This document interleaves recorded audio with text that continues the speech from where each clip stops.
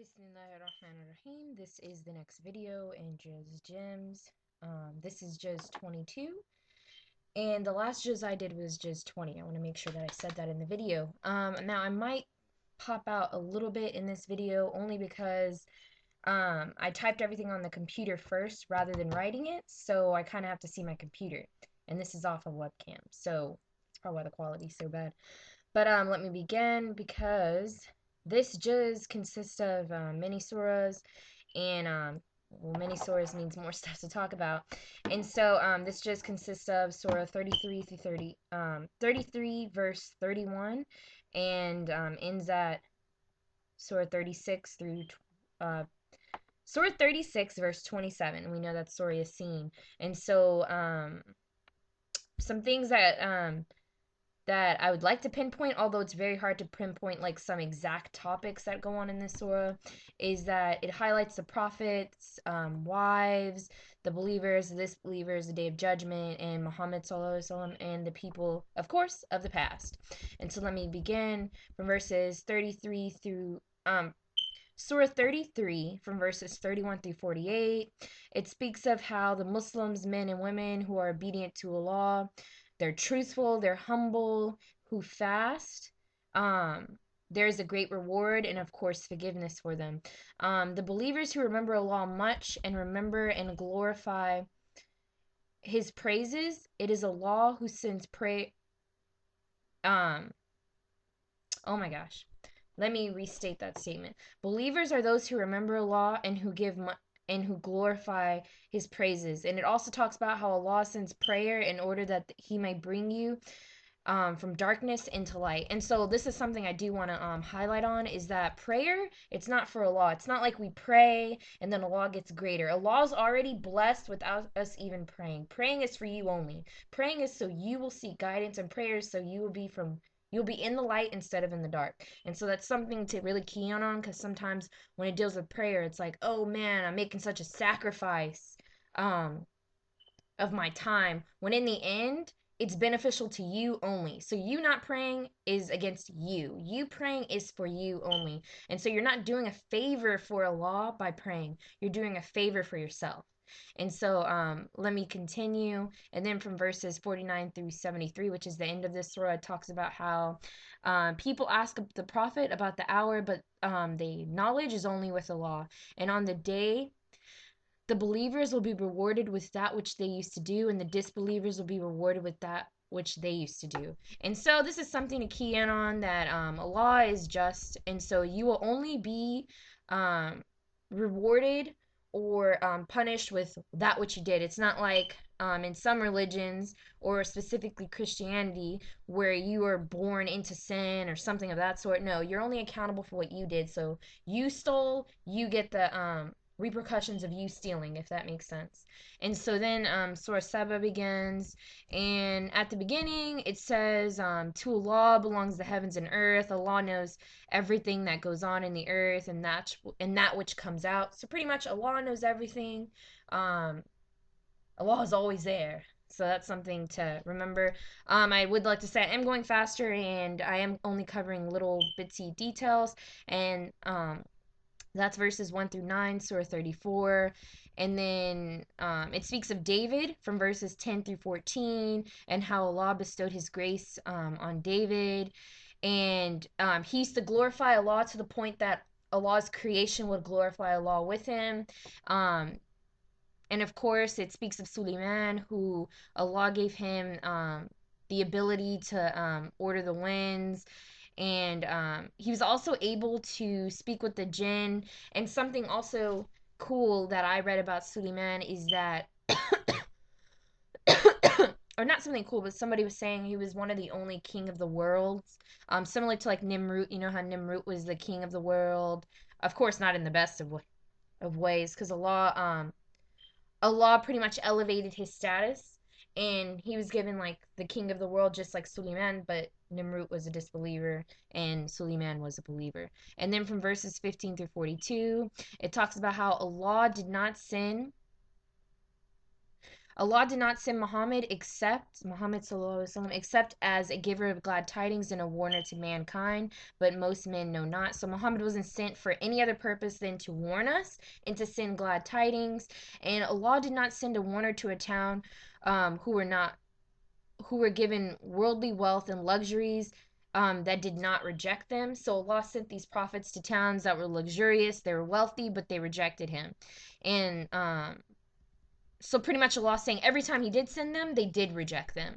And so again, this is something to key on from the previous ayahs talking about David and Suleiman who were elevated, is that Allah enlarges and restricts the provision of who he wills, and it is not our wealth or children that would bring you closer to Allah, but our belief.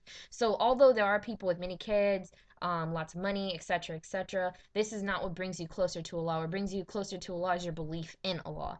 And then this surah ends from verses 43 through 54.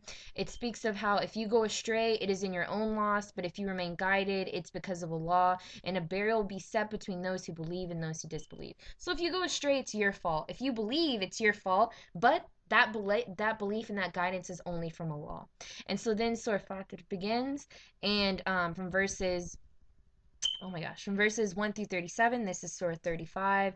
It speaks of how whatever mercy Allah may grant to mankind, none can withhold it, and whatever bad or anything, whatever Allah may withhold, none can grant it. So if Allah gives you something, none can take it away. If Allah takes away something, none can give it to you.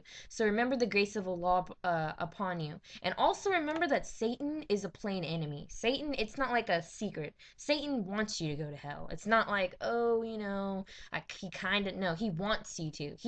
It's like as if, you know, like if somebody is coming to kill you, they're definitely an enemy. So Satan is 100% an enemy.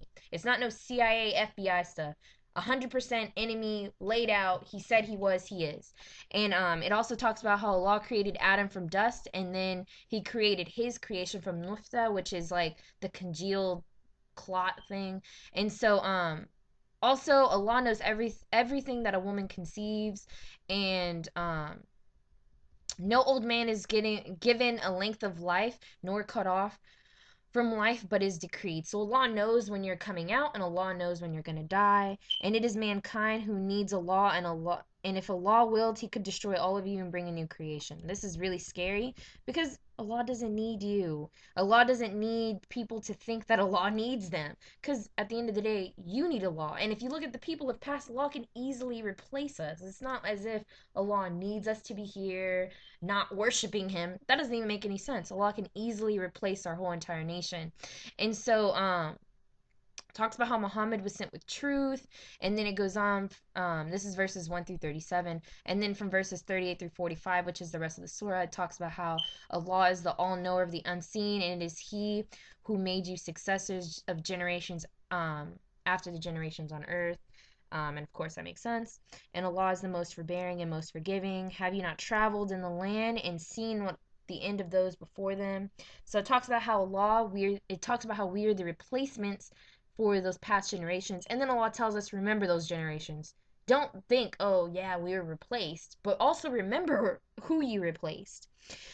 And then this is really awesome. If Allah were to punish us for actually punish us for what we did, there would be no one on earth.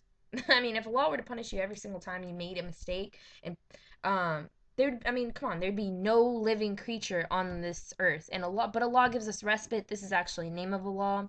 Allah is a delayer, and when the term comes, Allah is a seer of his slaves. And so that's the end of that surah. And this is the end of the juz, which consists of a part of Surah Yasin, which is Surah 36. And then from verses 1 through 2, it talks about how by the Quran, surely Muhammad sallallahu alaihi wasallam is a messenger on the straight path. Allah sent down the Quran in order that Muhammad sallallahu alaihi wasallam may warn the people whose forefathers were not warned. And the word was proved true against most of them. And so pretty much the Quran is the truth. Believe in the truth. This is why Muhammad sallallahu alaihi wasallam was here, to send truth to the people. And Allah gives life to the dead and records all that is in the clear book. And so pretty much we're going to be resurrected. It's not a secret. You're going to be resurrected. And this is actually something you have to believe in order to be Muslim. And so And then, of course, from verses 13 through, so that was verses 1 through 12. And then from verses 13 through 27, which is the end of this juz, it talks about how Allah tells us to remember the story of the dwellers of the towns. They were sent two messengers and bellied them both. How could human beings like themselves be messengers from Allah?